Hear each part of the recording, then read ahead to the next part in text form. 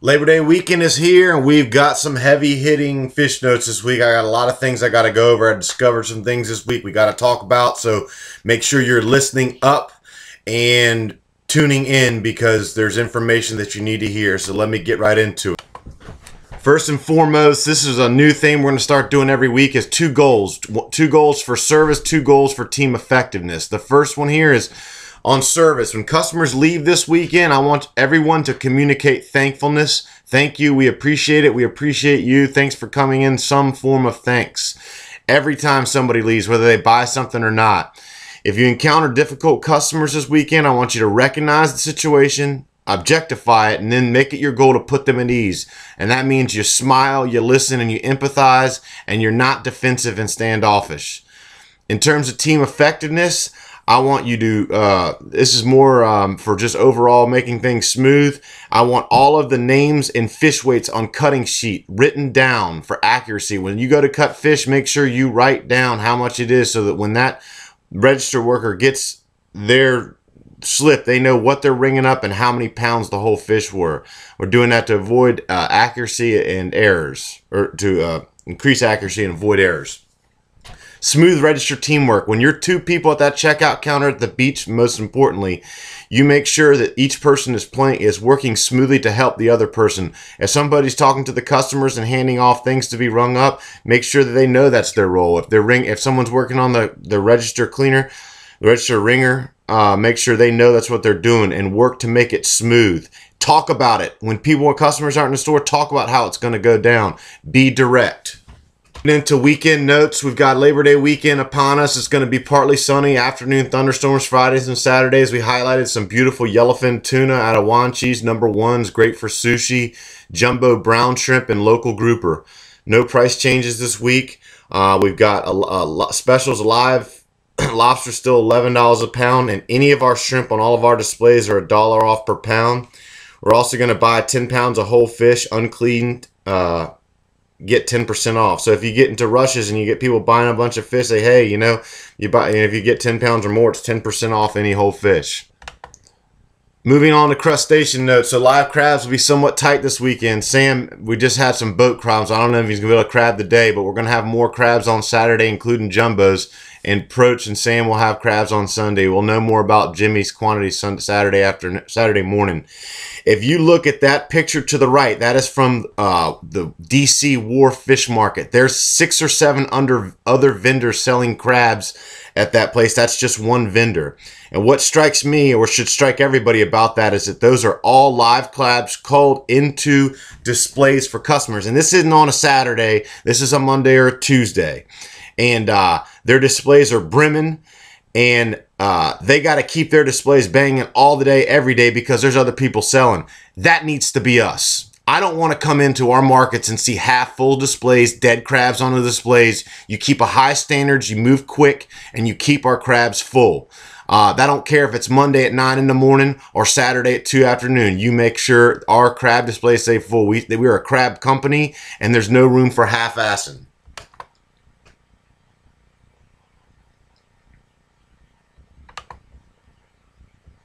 Moving on to shrimp notes. This is going to take some time here, y'all. We had some problems this week. We noticed multiple poor shrimp displays at both stores, and there's no excuse for this. We sold 45,000 pounds out of 2 6-foot displays in 2014. Our shrimp displays have to look shit hot all day, every day. There is no good enough. There is always an aim for perfection. It doesn't take a 30-minute reset to upkeep a shrimp display. It takes mixing shrimp and ice, mounding shrimp, picking out loose heads, separating scratch and dent, making a sexy top layer, wiping your stainless edge, and keeping clean, accurate tags. If I see complacency, take note. We're going to be grading and we're going to be judging. Whether I call you at 9 in the morning and say you got a minute to send me a pic of your shrimp display, or I come in unannounced and I'm looking and judging. It's coming. That's what's going to take. I've been doing this for 5 or 6 years, trying to train people to do this. And when I come in and see this, it really takes the wind out of me. So take pride in what you're doing. There are no excuses. The shrimp display either looks excellent or you're working to make it excellent. Complacency doesn't live here. So here's some reminders. I've got a few pictures to your right and to your left. No shrimp on shrimp. Mix ice in with the shrimp. Shrimp mounds with ice should be the standard. Ice your edges, wipe them clean, pick out loose heads, pick out pink shrimp into the scratch and dent. Tags have to be clean and accurate. Bulk deals should be labeled on the shrimp tags.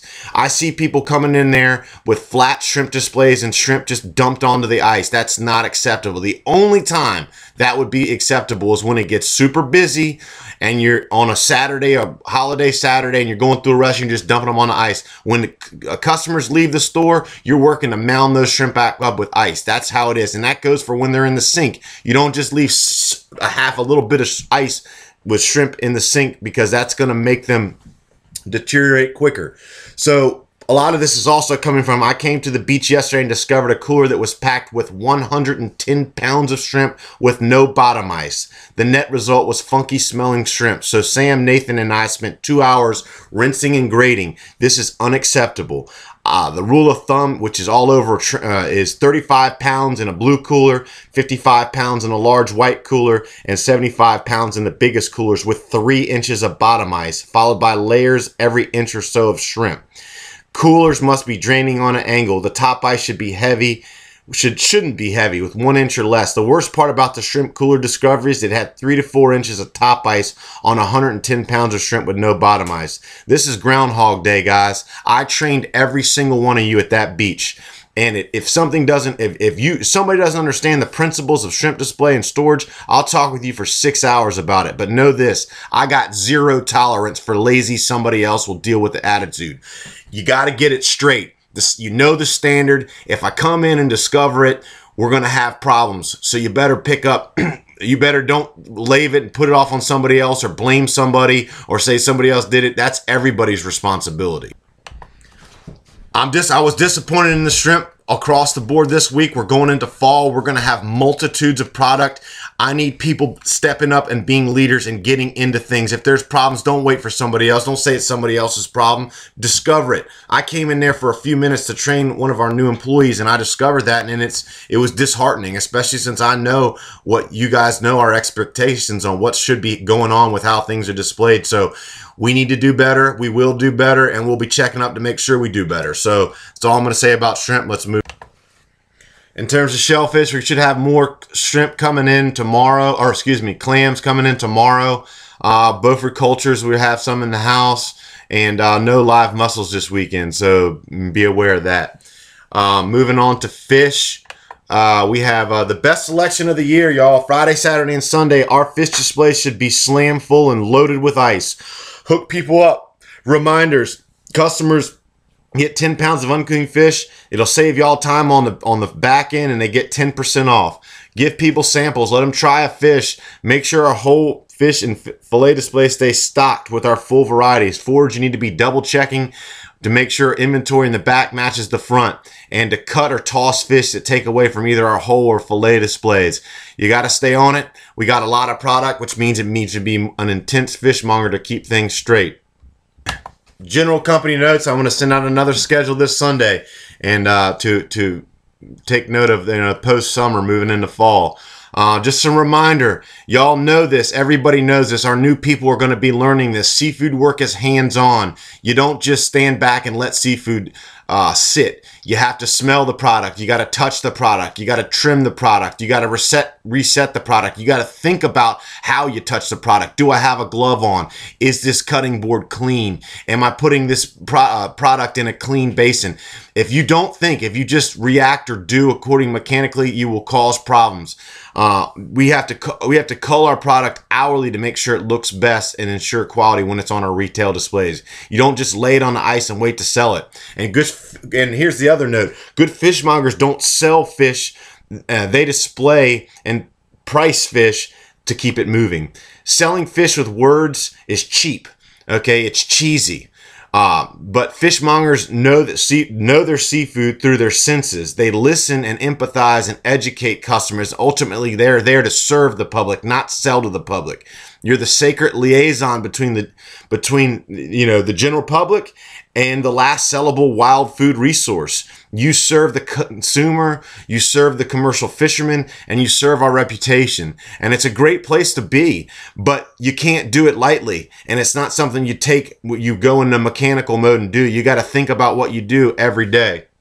So along those notes, I'm going to leave y'all with a quote that I think is pertinent to what we're talking about. You know, it gets easy to get complacent in a fish market, especially all summer. We've been moving stuff in, moving stuff out. You don't have to think about how old something is or how you're taking care of it because it's quick in and quick out. The fall is full of a big bounty of product, and we got to think about our prices and our displays every single day and not just go into mechanical mode. That's flat out. That's what it is. Be aware. You're serving food, you're serving people, and you're serving our reputation. And so I want everybody aware of what's going on. So I'm going to leave y'all with this quote. Have a great weekend. It's going to be beautiful. We got great product in the house, and you got a good teamwork at both stores. So let's make it happen, guys, and have a great weekend. And I'll leave you with this quote, and that's all I got.